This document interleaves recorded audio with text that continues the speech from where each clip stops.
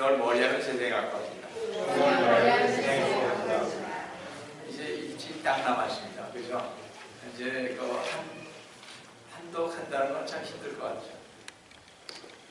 가능합니까?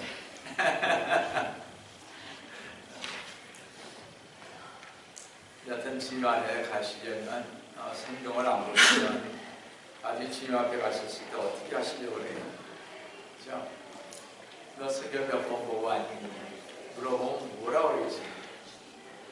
성경을 모르면 설교 자체를 뭘 하는지 잘 모릅니다. 하나님의 말씀의 그 뜻을 잘 모르고 여러분들이 꼭 1년에 품덕을 하시고 더 하셨으면 더 좋고 그래야 아침이 기뻐하죠. 하나님의 말씀을 그냥 이렇게 놔둔 거 아니잖아요. 그죠? 꼭 보시기 바랍니다.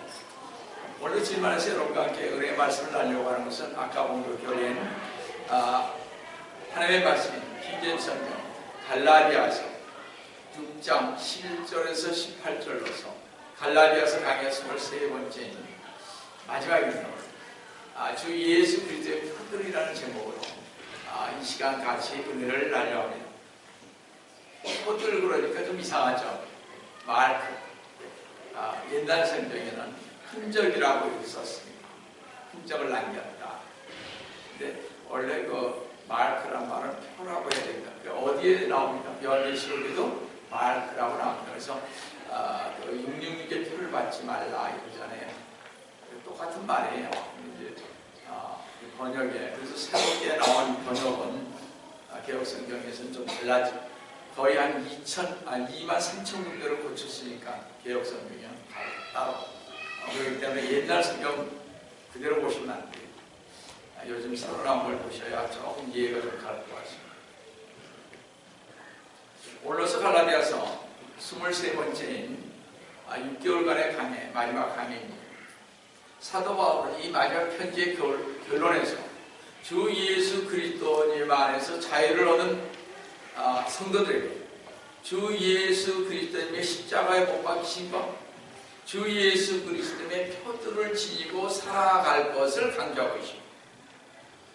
그래서 하나님의 은혜에 의해 신앙생활을 지속하기를 바라면서 이 편지를 대필자에게 받아쓰게 하지 않고 자신이 이 편지를 직접 썼다는 사실을 갈라디아 성도들에게 말하고 있음을 보게 됩니다.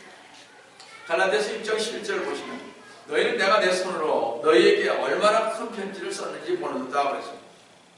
대부분의 사도 바울의 편지들은 다른 사람이 대신 받아 써서 각 교회의 수신자들에게 보내졌음을 볼 때 그 당시 갈라디아 교회의 형편이 너무 급박해서 눈의 시력이 약하고 고생하였지만 대필할 사람을 기다릴 여유가 없어서 이 편지를 친히 큰 글씨로 써 보냈다 그랬습니다. 이것을 볼 때 사도 바울이 갈라디아 교회의 성도들을 얼마나 사랑하고 있는가를 나타낸 말씀이요. 그토록 사랑하는 그들이 율법주의에 미혹되어 가는 것을 보고 너무 안타까워서 갈라디아 성도들을 깨우쳐 바로잡기 위해서 바울은 친필로 썼던 것입니다. 그래서 사도 바울은 지금까지 자신을 괴롭혀왔던 율법주의자들의 동기와 목적을 다시 한번 본 갈라디아서 6장 12절 13절에서 이렇게 말씀을 하고 있는 것을 보게 됩니다. 다 같이 보시겠습니다. 육신의 좋은 모양을 내고자 하는 자들이 억지로 너희를 할례받게 하는 것은 다만 그들이 그리스도의 십자가 때문에 받게 받지 아니려는 것이 아니려는 것뿐입니다. 13절에 할례받은 그들 자신도 율법을 지키지 않으면서 너희로 할례를 받게 하려는 것은 그들이 너희의 육신을 자랑하게 하려는 것이라고 했습니다. 12절 초반에 이런 말씀을 했습니다. 육신의 좋은 모양을 내고자 하는 자들이 즉 율법주의자들은요, 쉽게 얘기하면 율법주의자들은 우리 성경에 많이 보는 바리새인과 같은 사람입니다. 쉽게 얘기하면 딱 그렇게 생각하시면 쉽습니다. 이 율법자들은 주 예수 그리스도님을 믿는다고 하면서 외형적인 것을 어떤 나타내기를 좋아했다 이런 거예요. 우리 많은 성도들도 뭔가를 나타내기를 원합니다. 하나님 앞에 진정으로 뭔가를 나타내려고 하지 않습니다. 그러니까 성경도 안 보고 유대인들이 지켜왔고 산상수훈에서 주님께서 늘 말씀하셨던 대로 유대인들이 가장 해야 할 것이 있었습니다. 예수님께서 또 산상수훈에서 말씀하신 것, 뭘 해야 됩니까? 자선을 해야 되고, 기도를 해야 되고, 금식을 해야 되고, 이 3대 의무인데 요즘 교회들이 그런 걸 안 한다는 거죠. 바로 우리들은 율법주의자들 같이 되면은 아니 되는 것입니다. 율법주의자들의 진정한 목적은요, 다른 사람들의 영혼을 구하는 것이 아니고 자기 자신의 성결과 진리를 진지하게 추구하고 하지도 않는 그런 사람들입니다. 이렇게 나타내기를 참 좋아합니다. 교회도 나타내기를 좋아하는 사람들이 있잖아요. 그래서는 아니 되는 것입니다. 여러분들, 회개라는 것은 저뿐만이 아니라 모두가 하나하나씩 자기를 나타내려고 하는 것은 아닌 것입니다. 회개는 나타내려고 했다. 입에서 어떠한 말들이 잘못 나왔을 때들이, 이런 것들은 내 행동이 잘못된, 이건 회개하셔야 하는 것입니다. 그러니까 회개라는 것이 막연하게 하는 것이 아니라 자기가 하나하나 잘못된 것을 놓고 기도하는 거죠, 주님 앞에. 근데 요즘은 그런 거 안 하잖아요. 그냥 교회만 오면 좋은 걸로 여기는데, 그거는 이제 다른 건 아무것도 없죠. 자기가 뭔가 되는 양 나타내려고 하니까 그런 거예요. 그래서 나이 되는 것입니다. 회개하라 천국에 갖고 왔느니라고 해서 회개는, 여러분, 우리가 다음 주 1월달부터 금식 기간이니까요. 금식 기간에 회개할 수 있는, 저도 또 하겠습니다. 매일매일의 회개가 우리에게 필요하잖아요. 주님은 다 아시잖아요. 그렇잖아요. 그러니까 바리새인들처럼 우리 돼서는 아니 된다는 거죠. 바리새인을 두고 주님이 얼마나 욕을 했습니까? 그렇죠? 욕보다는 바리새인을 닮지 못하게 얼마나 우리 주님께서 말씀하셨어요. 우리는 그렇게 돼서는 아니 된다는 거죠. 율법주의자, 즉 이런 사람들은요, 자기들이 얼마나 거룩한 자들인가를 나타내기를 원하면, 자기 자신이 얼마나 경건하고 예범절이 바른가를 나타내기를 원하고 있으면, 그들은요, 교회의 덕을 위한 것이나 하나님의 말씀에 의해 새 사람이 되거나 하나님의 영광을 위한 것이 아닌 자기 자신에게 명예와 영광을 얻게 할 목적으로 성도들에게 거짓 원리를 가르치던 것입니다. 요즘 그래서 교회에서 회개하라 얘기 잘 안 하고, 용서해라 그런 얘기도 잘 안 하고, 그렇지 않습니까? 우리가 용서 못했으면 회개하셔야죠. 매일매일. 그렇지 않습니까? 여러분, 거룩하다는 것은 다른 것이 아닙니다.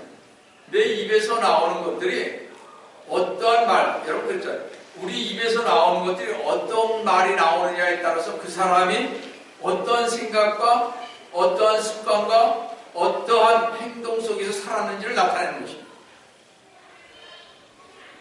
그렇기 때문에 거룩하다는 것은 자기를 자꾸 어떻게 돼요? 해야 되는 거예요.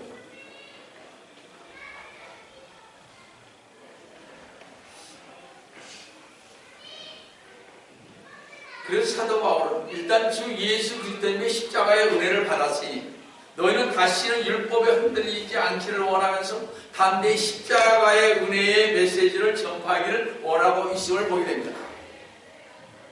첫 번째로 사도 바울은요, 우리를 위해 십자가를 지신 주 예수 그리스도님께 영광을 돌리며 자랑하기를 원하고 있습니다. 이 갈라디아서 5장 6절, 그리스도인으로서 어떻게 우리가 해야 할 것을 가르치고 있습니다. 우리 다 같이 갈라디아서 6장 14절을 보세요. 그런 나에게는 우리 주 예수 그리스도님의 십자가 외에는 결코 자랑할 것이 없나니 그로 인하여 세상이 나에게 십자가에 못 박히고 나도 세상에 그러하니. 사도 바울이요, 오직 주 예수 그리스도의 십자가만을 자랑하겠다고 결심한 이유는 사도 바울이 갈라디아 성도들에게 이 서신을 쓰기 훨씬 전부터 그렇게 했습니다.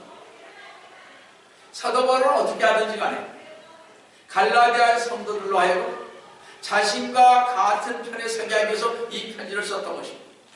왜냐하면 바울과 자신이 한 편이 되는 길만이 그들의 삶에서 하나님의 진정한 목적을 성취할 수가 있기 때문에 그렇습니다. 이것은요, 여호수아가 이스라엘 백성들에게 어느 길을 택할 것인지를 선택하라고 여호수아 24장 14절 15절에서 이렇게 말하고 있음을 이와 똑같이 우리 보게 됩니다. 우리가 잘 생각해야 할 것입니다. 그러므로 이제 주를 14절 15절 보세요. 그러므로 이제 주를 두려워하고 성실과 진리로 그분을 섬겨 너희 조상들이 하수 첩현과 이집트에서 섬겼던 신들을 버리고 너희 주를 섬겨. 만일 주를 섬기는 것이 너에게 악하게 보이거든 하수 건너편에서 너희 조상이 섬기던 신들이거나 너희가 거하는 땅에 아모리아인들의 신들이거나 너희가 섬길 자를 오늘날 너희가 선택하라. 그러나 나와 내 집은 주를 섬기리라고 했습니다. 우리도 선택의 기로에 항상 서 있습니다. 여호수아는요, 그 자신은 물론 그의 가족들을 위하여 주 여호와를 선택했습니다. 그리고 나서 이스라엘 사람들에게도 같은 결정을 내리라고 말했습니다. 사도 바울은 골로새 3장 1절에서 그러므로 너희가 그리스도와 함께 살아났으면 위에 있는 것들을 구하라. 거기에는 그리스도께서 하나님의 오른편에 앉아 계시는 사도 바울이요, 위의 것들을 찾음으로써 십자가에서 그리스도와 함께 죽었다가 다시 살리심을 받은 결코 죽지 않은 영원한 삶의 체험을 실제적으로 적용하라고 말하고 있습니다. 여러분들, 땅의 것을 가지면 땅의 것만 심게 됩니다. 내가 이 말을 자주 사용하면 이 말만 하게 됩니다. 그렇죠? 자기 은연중에 나와요. 그렇지 않습니까? 골로새 3장 2, 3절 잘 보세요. 위에 있는 것들에 너희 마음을 두고 땅에 있는 것들에 마음을 두지 말라고 그랬어요. 여러분들, 우리가 살아야 80이에요. 요즘은 뭐 한 100살까지 사시는 분들이 많이 계시니까. 그런데 그거 있잖아요, 그렇게 흔한 거 아니에요. 제가 옆에서 보면요, 이 꽃집에다가 물어보면 잘 알잖아요. 한인들이 얼마나 이렇게 해서. 여러분, 신문에 나신 분들은 정말 선수하신 분들이 거의 다 보면 40대 50대 사람들이 많이 부끄러져요. 많이 죽는다고요. 저 그분한테 직접 들었어요. 왜냐, 그분들 신문에 안 내죠. 창피하니까. 여러분들, 그렇지 않습니다. 요 짧은 생각, 제가 미국 온 지 40년입니다. 이 40년 동안 정말 청년 때 와가지고 그냥 이 시간이 이렇게 간지는 거예요. 잠깐이죠. 그렇지 않아요? 여러분들 애들 키워보시면 알잖아요. 잠깐이잖아요. 자, 보세요. 3절에 이는 너희가 죽었고 너희의 생명이 그리스도와 함께 하나님 안에 감춰졌기 때문이다. 여기서부터 사도 바울은 우리가 내려야 할 결정, 즉 선택을 이야기하고 있을 보게 됩니다. 우리가 위에 있는 것을 마음에 들지 혹은 땅에 있는 것들의 마음에 들지를 선택해야 하는 문제는 이 세상에서 가장 긴급한 일이 아닐 수가 없습니다. 이 결정은 우리가 몇 년 혹은 몇십 년 후에 내리는 결정이 아니라 바로 지금 결정을 내려야 할 일인 것입니다. 여러분, 우리 모르잖아요. 여기 문 밖에 나가서 무슨 일이 있을지. 성도는 우리는 지금 사도 바울처럼 십자가를 택해야 합니다. 요즘 십자가 얘기도 잘 안 하시더라고요.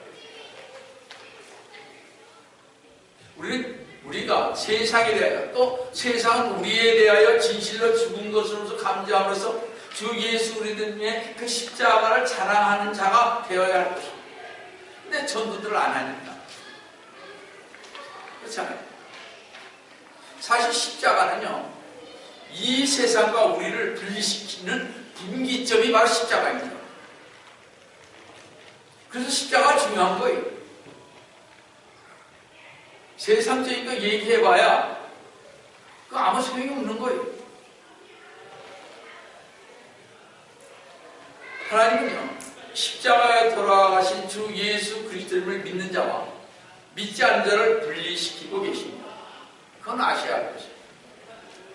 하나님은 지금도 모든 그리스도인들이 세상에 대하여, 죄에 대하여, 우리의 자아에 대하여 분리된 사람을 원하신다는 것을 아셔야 할 것입니다. 창세기에서도 하나님께서는 그의 사랑하는 백성들이 분리된 삶을 살아야 한다는 원리를 설정하셨다는 사실을 우리는 발견할 수가 있습니다. 아담과 이브가 범죄한 후에 셋이 태어났고요. 그때 사람들이 비로소 주 여호와의 이름을 부르기 시작했다고 창세기 4장 26절에 말씀을 하고 있습니다. 그때의 세상에는요, 바로 이 셋이 태어나서 그 당시에는요, 이 사람들만 산 것이 아닌 많은 사람들이 살고 있었던 것을 알 수 있습니다. 여러분 잘 보세요. 또 노아 때에도 홍수 심판 후에 노아와 그의 가족들을 제외한 모든 인간이 멸절하죠. 여러분 그 당시 노아 홍수 때 인구를 역사학자 및 많은 사람들이 얘기하기는 조금 좀 다르지만 30억에서 그 당시에 70억 인구가 살았다고 그랬습니다. 노아 때 말이에요. 우리 노아 홍수하니까 그냥 몇 명 죽었나 보다 몇만 명 몇십만 명. 아니요. 적어도 30억에서 70억 사람이 죽었다는 사실입니다. 한 8명만 살고. 무슨 얘기예요? 주님께서 오실 때 노아 때와 같은 때 오신다고 분명히 말씀하시잖아요. 그렇죠? 여러분 지금 세계 인구가 몇 명이에요? 약 80억입니다. 여러분 대환란이 시작돼서요, 주님이 지상 재림할 때 우리 대환란 전에 신고를 다 하니까 이 세상에서 되어질 일을 잘 몰라요. 여러분 만약 주님께서 앞으로 20년 안에 오신다고 치면 100억이 될 것입니다. 그죠? 80억이니까 1년에 약 8천만에서 8천만 정도가 이렇게 사람이 더 많이 인구가 늘어납니다. 여러분 그 당시에 남는 사람이 거의 없다고 그랬습니다. 몇 억이 남겠습니까? 1억 나오면 잘 남겠죠. 제가 봐요. 아무 다 죽을 사람은.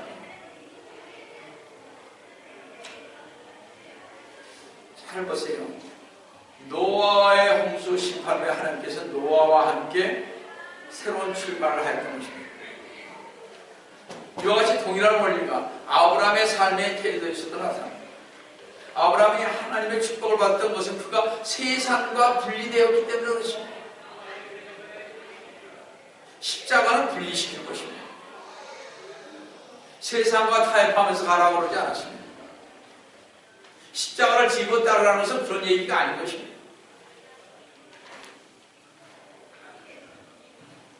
여러분, 아브라함이 복을 받기 위해서는 그가 그 전에 먼저 세상과 분리되어야 했다고 그랬습니다. 하나님 창세기 2장에서 아브라함이 이렇게 말했습니다. 창세기 2장 12장 2절 보시면요, 주께서 아브라함에게 말씀하시는데 너는 내 고향과 내 친족과 내 아비의 집을 떠나 내가 내게 보여줄 땅으로 가라. 2절에 내가 너로 큰 민족을 이루게 할 것이며 네게 복을 주고 내 이름을 위대하게 하리니 너는 복이 되리라. 하나님은 아브라함이 그의 가족들로부터 완전히 분리되기를 원하셨습니다. 그러나 아브라함은요, 그의 아버지 테라가 창세기 11장 27절에 테라가 죽기까지 15년 동안을 하란에서 멈추고 말았던 것입니다. 하나님은 아브라함이 그의 가족을 떠나 가나안 땅으로 가기를 원했습니다. 그러나 아브라함은 그의 아버지 테라를 떠나지 않았습니다. 그래서 아브라함은요, 그의 아버지 를 떠나지 않고 그가 거기까지 가는 길 15년 동안을 지켰어요. 그 아비 테라가 죽자마자 어떻게 했어요? 죽자마자 마침내 아브라함은 하란을 떠났습니다. 근데 그 하란을 떠날 때에 그의 조카 롯을 데리고 가는 실수를 또 한 번 경험하고 있습니다. 그냥 가족만 데리고 갔으면 되는데 조카를 데리고 왔죠. 아브라함은요, 하나님의 완전한 축복을 받기까지는 그의 조카 롯과도 분리되어야 했습니다. 아브라함은 나중에 롯의 그 목자들과 자신의 목자들 사이에 말다툼이 생길 때에야 하나님의 뜻을 알고 어떻게 헤어졌을 때 하나님께서는 아브라함에게 이런 약속의 말씀을 창세기 13장 14절 15절에서 주셨습니다. 롯이 아브라함에게서 갈라진 후에 주께서 아브라함에게 말씀하실 이런 이제 내 눈을 들어 내가 있는 곳으로부터 북쪽과 남쪽과 동쪽과 서쪽을 보라. 이는 내가 본 모든 땅을 내가 내게 줄 것이며 내 세계에 영원히 주고 그랬습니다. 하나님께서는 이렇게 사람이 육신적인 것 대신에 영적인 것을 선택할 때 하늘은 항상 등을 이렇게 도닥여 준다 이런 얘기입니다. 우리에게도 똑같은 얘기입니다. 하나님은 아브라함에게 눈에 무엇이 보이는 것은 무엇이라 주고 그 씨에게도 영원히 준다고 말씀했습니다. 또 하나님이 이스라엘을 민족 가운데서 특별히 하나님의 선민으로 선택하였는데 이것은 이스라엘을 다른 민족 가운데서 불러내 분리되게 하는 최초의 계기가 되었습니다. 그리고 나서 하나님은 육에 속한 세상의 한 모형인 이집트로부터 이스라엘을 분리되게 하였습니다. 사실 이스라엘은 그들이 우리 전성경인 애굽이라고 그러는데 이 이집트로부터 분리되기 전에는 하나님의 뜻을 행할 수 있는 지위나 상태에 있지 않았습니다. 여호수아 재판관기 열왕기 상하고는 이스라엘이 이방 나라들과 분리되어 하나님께로 돌이키는 때에만 그들이 번영할 수 있었음을 증거하고 있습니다. 그러나 그들이 하나님을 버리고 떠났을 때 또한 하나님도 그들을 버리셨습니다. 그래서 저는 열왕기 상하를 평신도 때 읽고 너무나 흥분됐어요. 주님을 따르는 삶. 주님을 따르면 백성 이스라엘 전체가 망합니다. 나 같은 사람도 마찬가지다 생각합니다. 하나님을 따르면 우리 죽습니다. 하나님의 명령의 말씀을 듣지 않으면 우리는 죽게 되어 있습니다. 십자가를 따르지 않으면 우리는 지옥에 갈 것입니다. 참 무서운 얘기죠. 분리가 됩니다. 십자가는 세상과 우리를 분리시키는 분기점이라고 말씀드렸잖아요. 그래서 십자가가 중요한 것입니다. 그러므로 여러분 이스라엘의 승리와 실패는 그들이 이방 나라로부터 분리되느냐 아니면 분리되지 못하느냐에 따라 좌우됐던 것을 우리가 알 수 있습니다. 우리가 잘 알다시피 이스라엘 백성이 하나님을 버리고 떠났을 때 북왕국 이스라엘은 BC 722년 아시리아에 의해 멸망했으며 남왕국 유대는요 BC 580년 바벨론의 포로가 되어 이국 땅으로 옮겨간 결과를 낳았던 것입니다. 이렇게 이스라엘의 고대 역사에서 적용되었던 이 분리됨에 대한 원리는 그때와 마찬가지로 여전히 지금도 우리에게 적용된다는 원리인 것입니다. 잘 보세요. 여러분 시간 있으면 요한복음 17장을 잘 보시기 바랍니다. 우리 주님의 기도니까요. 진짜 잘 보세요. 요한복음 17장 그 10장에서 그의 중재 기도를 통해서 이렇게 보면요. 아버지께서 나에게 주신 그 사람들, 그 모든 것들, 그들들이라는 말이 7번이나 반복해서 17장에 나옵니다. 예로서 한번 보겠습니다. 요한복음 17장 6절에서 나는 아버지께서 이 세상부터 나에게 주신 그 사람들. 이 아버지께서, 하나님 아버지께서 우리 주님에게 주신 사람이십니다. 사람들에게 아버지의 이름을 나타내 보였다. 그들은 아버지의 사람들인데 아버지께서 나에게 주셨으면 그들은 아버지의 말씀을 지켰나요? 그러니까 보세요.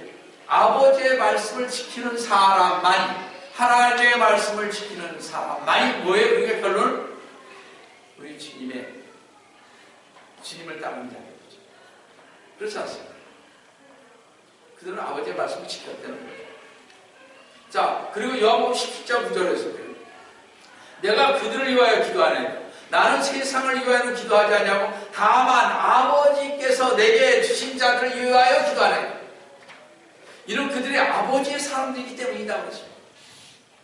여러분, 우리 주님이 세상 위해서 기도 안 해요. 누구를 위해서요? 우리들을 위해서. 그래서 우리가 축복받은 사람들이죠. 근데 우리가 분리되지 않냐고 세상 속에 속했기 때문에 주님께서 우리를 위해서 기도해 주시겠니? 역설적으로 얘기할 수가 있잖아요. 여러분, 여기서부터 주님은 우리 각자에 대한 분명한 목적을 갖고 계십니다. 그러나 그 목적이 실현되려면 우리가 분리된 삶을 살아야 하면, 만약 우리가 분리된 삶을 살지 않는다면 하나님의 목적은 우리 그리스도인 안에서 이루어질 수가 없다는 사실입니다. 주 예수 그리스도의 십자가는 예수 그리스도의 죽으심과 또 나 역시 주님과 함께 죽었다는 사실이며, 그리고 그 십자가는 세상과 나 사이에 선을 긋는 분명한 경계의 선이기도 하는 것입니다. 세상과 우리의 공감대가 무너지게 하는 것이 바로 십자가에 있는 것입니다. 우리는 세상과 공감하지 가고 싶은 마음이 없습니다. 툭하면 많은 분들이, 특히 연세 많으신 분들, 자칫 아무것도 모르시면서 보수라고 해가지고 뭐 퍼날리게 바꾸는데 뭘 퍼날려요? 그런 거 하면 아니게 되는 거죠. 우리는 주님의 일을 퍼날려야지. 세상적인 우리 대통령이 어떻고, 트럼프 대통령, 문재인 대통령이 어떻고, 박근혜 대통령, 전 대통령, 그런 것만 그냥 서로 비난하면서 그런 건 아니게 되는 것입니다. 우리가 해야 할 일이 따로 있어요. 그런 사람 보면 저 있잖아요. 이렇게 카톡에 떠요. 그럼 나중에 할 수 없으니까 제가 보냅니다. 이런 거 보내지 말라고.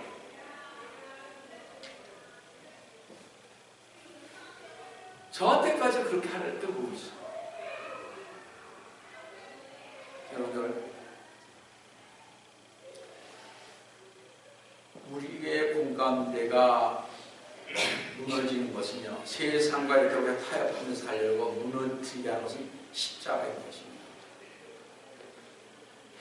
과거에는 세상의 일이 우리의 눈과 귀와 다른 어떤 것을 꼭 잡고 있었으나, 십자가는 우리와 세상의 결속을 끊어지게 하였고, 또 지금은 성령님이 우리 안에 살고 계시기 때문에 세상과 우리는 분리하게 되었습니다. 그래서 우리는 이제 세상과 영원히 헤어져서 주님에게로 가서 붙어있게 되면 이제 우리는 주님과 함께 영원히 살게 되는 것입니다. 성도 여러분, 사도 바울은 주 예수 그리스도의 완성된 속죄와 그리스도인에게 넘치는 그 속죄의 이름은 오직 십자가라고 언급하고 있습니다. 이 사도 바울의 마지막 말씀이 항상 그렇습니다. 십자가에는 네 가지 면이 있는데요. 하나는 성도는 현재 주 예수 그리스도인과 함께 십자가에 못 박혀 있다는 것입니다. 그 갈라디아서 2장 1절 우리 잘 알잖아요. 그렇죠? 우리는 주님과 함께 십자가에 못 박혀 있습니다. 둘, 주 예수 그리스도인 자신은 과거의 십자가에 이미 못 박히셨습니다. 이 얘기를 하니까 옛날에 제가 우리 성도들 어떤 분들, 여기 계신 분들이 아니지만 2000년 전에 돌아가신 예수님과 나하고 무슨 관계가 있냐, 그렇겠지만 그들이 성경을 좀 알고 그랬다면 참 좋겠어요. 근데 많은 사람들이 알아요. 2000년 전에 십자가에 돌아가신 주님과 나하고 무슨 관계가 있냐. 제가 설명을 좀 했습니다. 2000년 전에 십자가에서 돌아가신 그분을 우리가 믿었기 때문에 십자가에서 돌아가신 그 피로 우리의 죄가 사해졌고, 우리는 그 죄의 사함 받음으로 인해서 우리는 주 예수 그리스도와 함께 단단히 나아갈지는, 왜냐? 우리가 주 예수 그리스도를 믿었기 때문에. 주 예수 그리스도님께서 십자가에 돌아가시지 않으셨다면 우리는 주 예수 그리스도님을 믿을 필요가 없고, 우리의 죄를 사해주러 오신 그분을 우리가 알 수도 없었을 것이며, 이런 얘기를 하는 거죠. 그렇지 않습니까? 십자가가 얼마나 중요한지. 그 2000년 전에 돌아가신 분하고 나하고 무슨 관계입니까? 말도 안 되는 얘기를 자꾸 꺼낸다.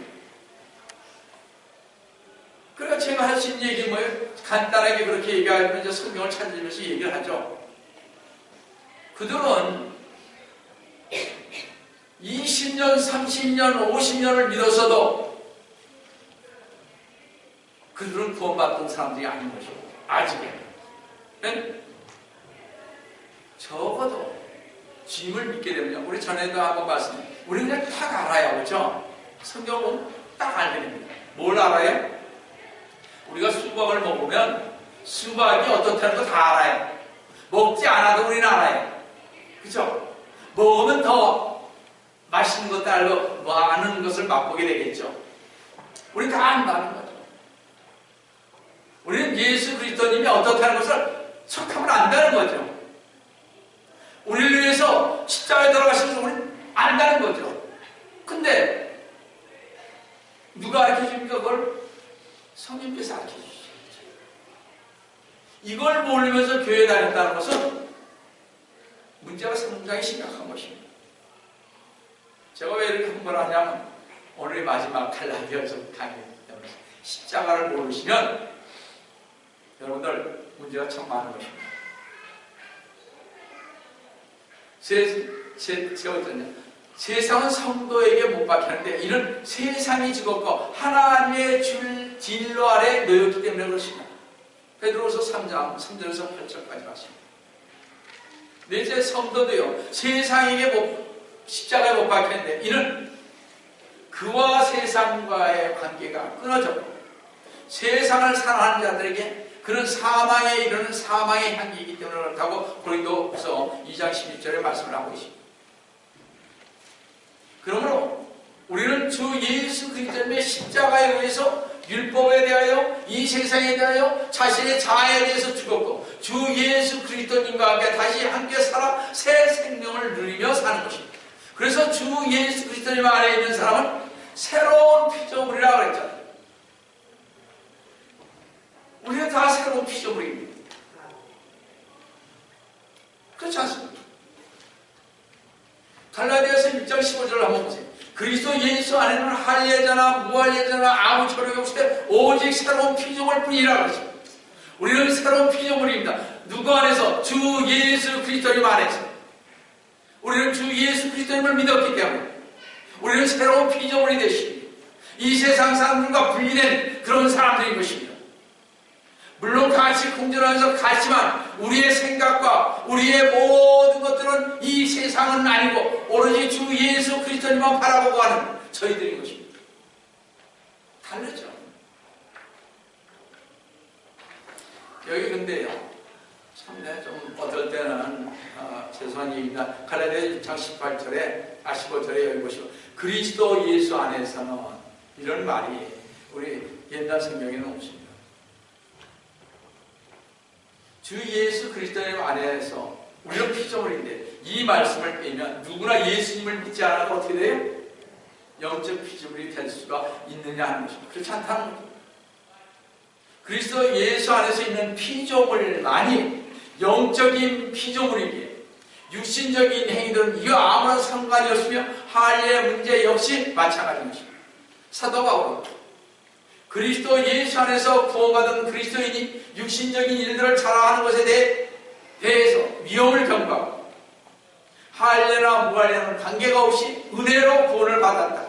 갈라디아서 6장 16절에서 이 길을 따라 행하는 자들에게와 하나님의 이스라엘 위에 화평과 자비가 있을지어다 하십니다.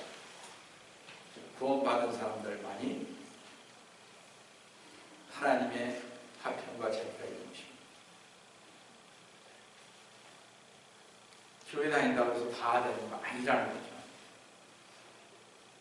두 번째로 사도 바울은 본소신을 마무리 지으면서 확실한 증거를 제시하는데 내 몸에 주 예수 그리스도의 표들을 지녔다고 했습니다. 저는 성경은 흔적을 지녔다고 했습니다. 갈라디아서 6장 17절 잘 보세요.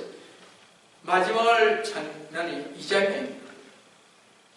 이제부터는 아무도 나를 괴롭게 말라.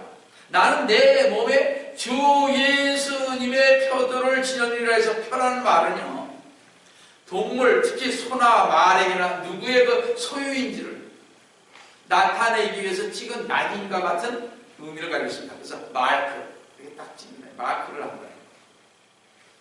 또는 과거에 노예 시대에 그랬듯이 노예에게 찍은 낙인도 표라는 말과 동일한 의미입니다. 그러면 여기서 사도 바울은 주 예수 그리스도님께 예속된 노예와 같이 그의 몸에 예수 그리스도님의 표들이 있다고 말하고 있는 것입니다. 누구 몸에? 사도 바울의 몸에. 여러분도 다 가지고 계실 것입니다. 다시 말씀드려서 사도 바울이 말하는 표들이란 그의 사도로서의 성실함과 열성의 직접적인 결과인 육체의 연약함을 또 자신이 겪어야 했던 것을 말한 것입니다. 여러분이나 저나 이런 걸 다 겪었습니다. 우리 욕 많이 먹었잖아요. 예수 그리스도님 징받아가 욕 많이 먹었잖아요. 이게 하나의 표죠. 자, 예수님 믿었으니 빵을 주더니 그러죠. 뭘 주는데? 예수님 믿었습니다. 왜 그렇게 가난해? 집도 없이 살면서. 예수 잘 믿었으면 왜 그래? 이렇게들 얘기합니다. 할 말이 없죠. 자기네들은 예수 그리스도 잘 안 믿고 성경도 제대로 안 읽는데 사회에서 잘 되더라고요. 저 그거 많이 봤어요. 그러니까 자기네들은 이렇게 믿고 가는데 양형 뭐 그렇게 열심히 뭐 금식을 하고 뭐 제 그리스도 때 얘기입니다. 아니 그럼 뭐 집 한 채고 그런 얘기 참 많이 들었어요. 지금도 그런 얘기를 하죠. 40년이 됐는데 목회가 왜 이래? 많이 들어요. 여러분들 정말 성실하게 열심히 노력해 계십니다.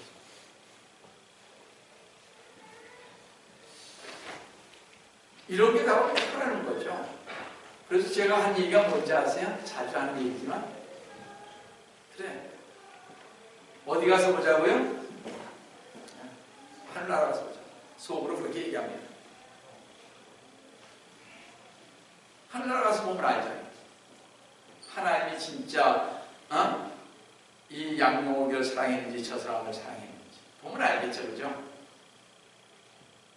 나는 흔적을 가지고 있습니다. 그런 거죠. 여러분 고린도후서 11장 23절 28절까지를 읽을 때마다 고개가 숙여지고 어떻게 사도 바울은 이런 삶을 살았을까 한번 생각을 해봅니다.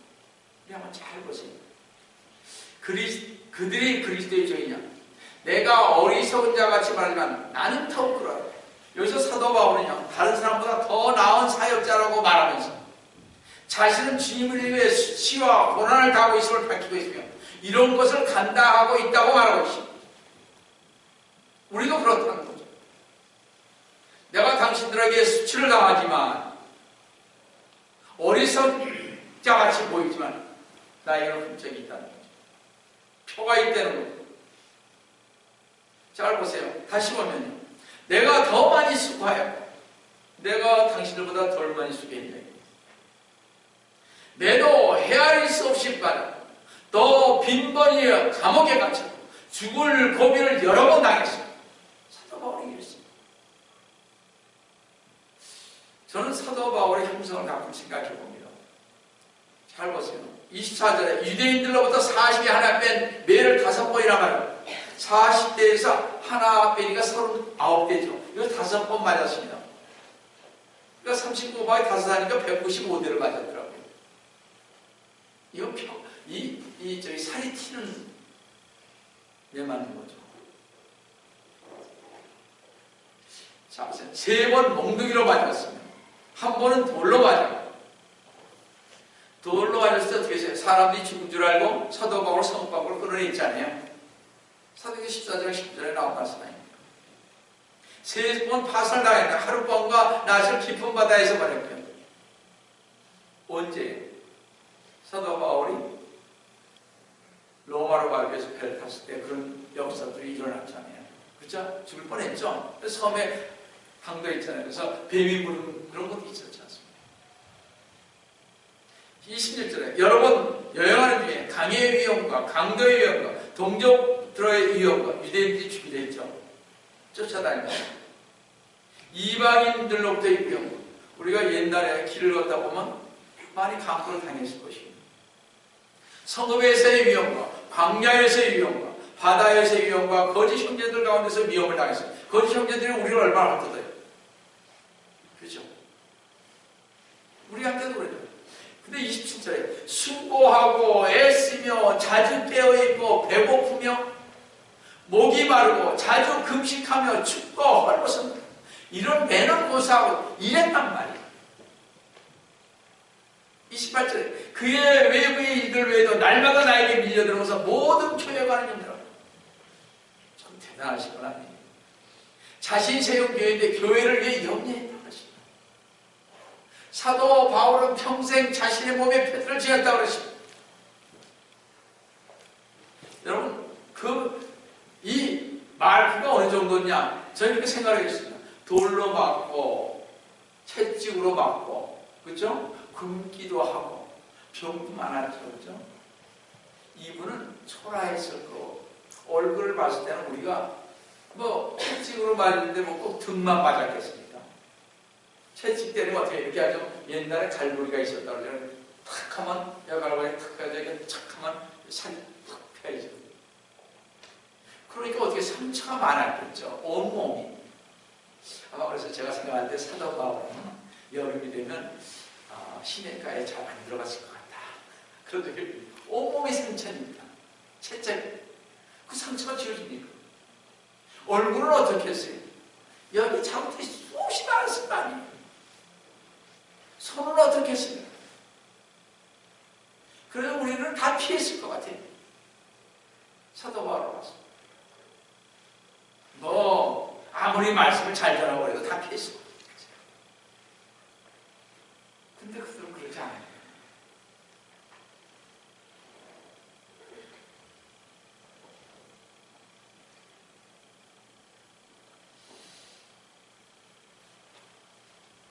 사도 바울이 위에 겪었던 일을 통해 하나님의 일꾼임을 증명해 보십니다. 이 모든 것은 사도 바울이 주 예수 그리스도의 십자가를 전파했기 때문에 겪어야 했습니다. 여러분 전도해봐서 우리 알잖아요. 전도 안 해본 사람도 잘 몰라요. 고립당하잖아요. 고립당하죠. 그들이 은근히 고립시킵니다. 자기네하고 좀 달라지니까. 그죠? 고립당하죠. 자꾸 상대를 안 하려고 하잖아요. 옛날에 치는. 같이 놀아줘야지, 친하죠. 우리는 세상과 분리된 사람이지. 사도 바울은요, 이러한 일들이 일어난 것은 그가 사도직을 충실히 신실하게 수행한 결과라는 것을 알고 있었습니다. 이 모든 것들은 맹목적 운명이나 부차적 원인들로부터 야기된 것이 아니고 주님이 직접 보내신 것이며 주님 자신이 그 손에 새 도장을 들고서 바울의 육신에 자신의 소유라는 표들을 찍어 남기셨다고 사도 바울은 생각하고 있었습니다. 그렇다면 박해도 받지 않고 건강을 해치면서까지 주 예수 그리스도를 위해 힘께 일해보지도 않은 우리 성도들에게는 이 모든 것들이 무슨 의미가 있겠습니까? 사실 성도라면 누구나 자신이 주 예수 그리스도께 속한다는 증거를 몸에 가지지 않으면 안 됩니다. 만약 우리가 주 예수 그리스도의 소유가 되기를 원하시면 꼭 순종해야 하는, 언제나 억눌러 제어해야 하는, 때로 완전히 내던져버려야 하는 것들이 있습니다. 그죠? 반드시 우리에게 내주셔야 할 것들이 있습니다. 자기 부인을 해야죠. 정욕과 탐욕과 쾌락과 욕정과 생상에 대해서 우리는 버려야 할 것입니다. 술, 담배 하지 못하게 하셨어요. 뭔가 좀 해야죠. 꼭 술, 담배냐? 오락도 있고 세상적인 욕구, 아까 그러지 않습니까? 자꾸 우리 말을 정화시켜야 된다. 그 사람을 보면 알 수 있어야죠. 주 예수 그리스도님께서 인류 구원을 위해 고난의 표들을 가지셨습니다. 모래는 가시 멸류관에 쓰심의 표가 있고요. 양손 양발에는 못자국의 표가 있으며 옆구리에는 천자국의 표가 있으며 등에는 로마 병정의 채찍의 표가 있습니다. 주 예수 그리스도님께서는 또 우리를 위해, 즉 나 온 영혼기를 위해 고난의 표를 가지셨으니 주 예수 그리스도님의 찔림은 우리의 허물을 인하며 주 예수 그리스도님의 상함은 우리의 죄악을 인하며 주 예수 그리스도님의 징계를 받음으로 우리가 평화를 누리고 주 예수 그리스도님께 채찍에 맞음으로 우리가 나음을 입었는데, 과연 우리 성도 여러분, 우리는 주 예수 그리스도의 표를, 마크를 가졌습니다. 과연 우리는 주 예수 그리스도님을 위해 받은 핍박의 표를 가지고 있습니다. 정말 있으세요? 과연 우리는 교회를 위해, 복음을 위해 봉사의 표들을 가졌습니까? 우리 모두는 한 번쯤 자신을 뒤돌아보면서요, 과연 나는 주 예수 그리스도님에 위해서 표들을 받은 적이 있는가 한번 생각해 보시기 바랍니다. 얼마나 있었는지. 물론 주 예수 그리스도님의 그 표들, 흔적을 받은 그리스도인들에게 본문 갈라디아서 6장 18절에서 형제들아 우리 주 예수 그리스도님의 은혜가 너희의 영과 함께 있을지어다. 아멘 하시네. 주 예수 그리스도님의 은혜로 구원받고 표를 가진 성도들의 심령 속에 주님의 은혜가 충만하셔서 오직 주 예수 그리스도님의 십자가를 바라보고 하십니다. 정말 이 십자가 없이는 난 죽는다. 나를 위해서 돌아가신 그 십자가만을 생각하면서 우리도 사도 바울처럼 오로지 그 십자가만을 바라보면서 속죄를 하신 주 예수 그리스도님의 이름으로 축원드립니다. 같이 하겠습니다. 사랑의 하나님 아버지, 주님의 은혜를 진심으로 감사드립니다. 오늘도 주님께서 우리 사도 바울의 이 마지막 말씀입니다. 정말 주 예수 그리스도님 안에서 가야 할 저희들에게 정말 주님 저희들이 표를 가지고 있느냐고 보시는 우리 사도 바울 선생님처럼 우리도 정말 사도 바울처럼 예수 그리스도님의 주신 그 표를 정말 항상 간직하며 갈 수 있는 저희가 될 수 있도록 도와주시기를 원합니다. 그러기 위해서 저희는 세상과 분리된 그 십자가 바라보며 갈 수 있는 저희가 될 수 있도록 도와주시기를 원합니다. 오늘도 주님께서 저희와 함께 해주심을 감사하고 주의를 받도록 간절히 기도드립니다. 아멘.